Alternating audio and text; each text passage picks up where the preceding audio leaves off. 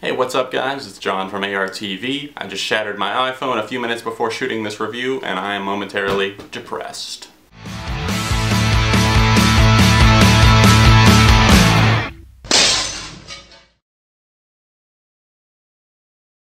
Before I was getting my damn iPhone 6 Plus and getting trade-in money for this one too. Now I get nothing. And now I'm in the mood to listen to some New Found Glory. It's time for a review of New Found Glory's 8th studio album. This one is titled Resurrection. It's their first on Hopeless Records, and they were formerly on Epitaph, and now it is also their first without founding member Steve Klein. He was the rhythm guitarist, and honestly, I'm not really noticing his absence here on this one. Apparently they were having a lot of issues with Klein, and if that's what it takes to make an album like Resurrection, so be it. Chad Gilbert is the lead guitarist for this band, and he is writing from a much heavier point of view this time around, and I like that. There's something about these tracks that really makes them come alive for me. I think that this album is a lot more anthemic, in your face. It's got those electrifying and supercharged riffs that really places the guitar at the forefront of the majority of these tracks. Guitarist Chad Gilbert, like I said, handling a lot of the writing here on this one, especially the musical parts of this album, and it's definitely shown on tracks like Persistent, The Worst Person, and my personal favorite, the single Selfless. This time around, instead of the kind of a little bit more poppy side of pop punk on Radio Surgery and a little bit more of the fun feel, they're definitely taking to a platform to call out certain types of people and really just get across different points that they want to in certain subjects, and I like that. I like the fact that they're willing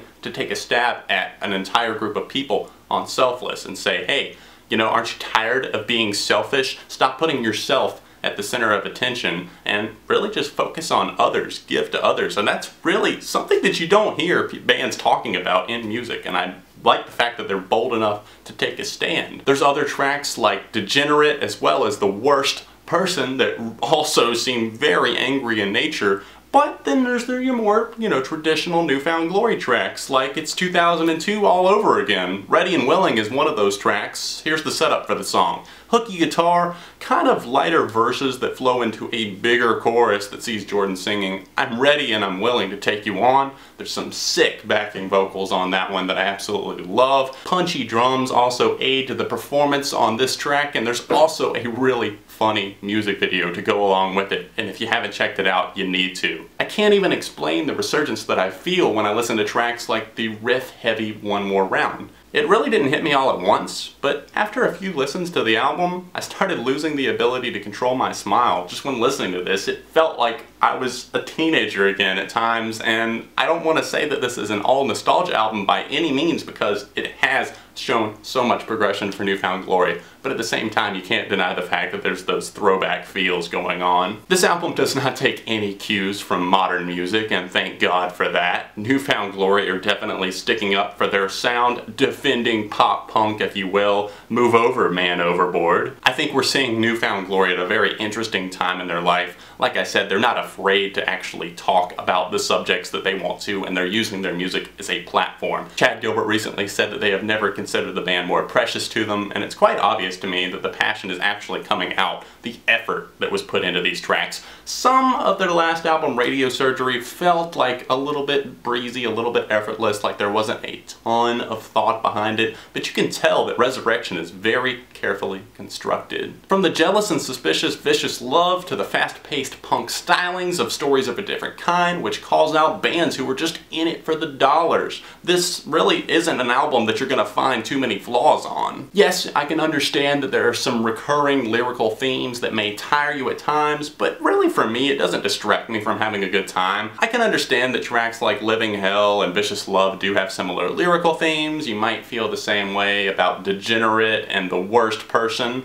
But, like I said, it's not really distracting from the vibe of the record for me, honestly. I think a lot of these songs, minus one that I'll get to in just a second, have a similar blood type, if you will. It's like everyone being an O positive. But then you've got that one that dares to be different. Does it pay off? The track Angel is one that I don't think too many people might have seen coming in terms of this record. It starts off with this big and brooding bass line that kind of builds into something. The chorus seems very bitter, and things do come a little bit more alive after the guitar kind of breaks in and changes up styles after the 2-minute mark.